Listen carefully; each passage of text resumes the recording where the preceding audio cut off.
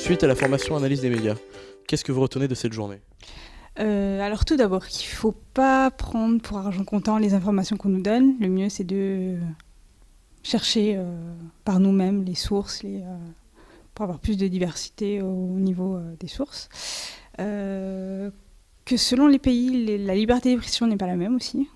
En Amérique, c'est différent, en France, c'est différent, en Asie, ce sera différent, en Chine, par exemple. Bien qu'il faut absolument trier les informations, que la télé, c'est absolument pas la seule source d'information, qu'il y en a plein d'autres, que ce soit par Internet, par les journaux papier, et que le métier de journaliste, avoir sa carte de presse n'est absolument pas garant d'une légitimité et de compétences.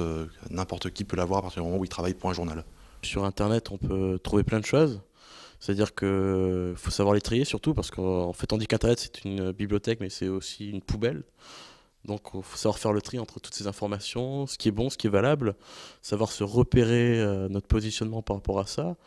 Et voilà. Cédric, le journaliste, nous a permis d'avoir des informations par rapport au site. Il nous a permis d'avoir vraiment des outils où on pouvait aller sur un site et voir qu'une image, au final, avait été truquée, voir qu'on pouvait totalement trouver une adresse IP ou ce genre de choses et qu'au final, tout était trouvable sur Internet. Et qu'à la fois, c'était très intéressant d'avoir une sorte de bibliothèque ouverte à tout le monde et qu'à la fois, il fallait faire très attention à ça. Je retiens qu'il faut trier les sources, analyser les images avant de pouvoir en parler ou partager sur des réseaux sociaux, sur d'autres sources. Il faut vraiment réfléchir, lire, prendre le temps avec chaque information qu'on voit ou qu'on entend. Une anecdote par rapport à ce qui s'est passé aujourd'hui ?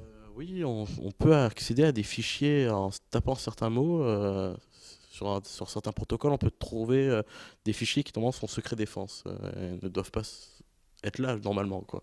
C'est assez facile de pouvoir truquer des petites choses sur Internet, qu'au final, on y arrive très facilement. Et c'est à la permission de tout le monde, notamment sur Wikipédia. Comment le citoyen peut-il avoir une meilleure approche critique des médias ? Déjà, en se rendant compte que la télé, c'est pas une autorité, qu'elle n'a pas accès au savoir absolu, que c'est pas parce que la télé le dit que c'est vrai. En apprenant à s'informer de différentes manières, que zapper sur BFM pour savoir ce qui se passe dans le monde, c'est juste pas la bonne idée et qu'il y a plein d'autres moyens. Par l'éducation, en entendant parler des personnes qui sont informées par rapport à ça. En le formant, en lui expliquant ce qu'est Internet, et même pas forcément qu'Internet, c'est-à-dire les infos en général, la télé, la radio, la presse écrite, par qui c'est gouverné, par qui est derrière tout ça, qui s'occupe de ça, et voilà, savoir se repérer dans tout ça. En sachant ce que c'est déjà le net, enfin le net, les télés, tous les médias en général. Déjà, il faut l'éduquer.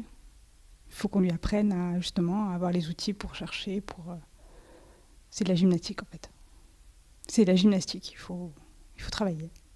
Alors, je pense en l'informant par rapport à l'école, entre autres. Et c'est important au final qu'un citoyen ait réellement les appuis, les moyens pour comprendre qu'est-ce que c'est qu'une image.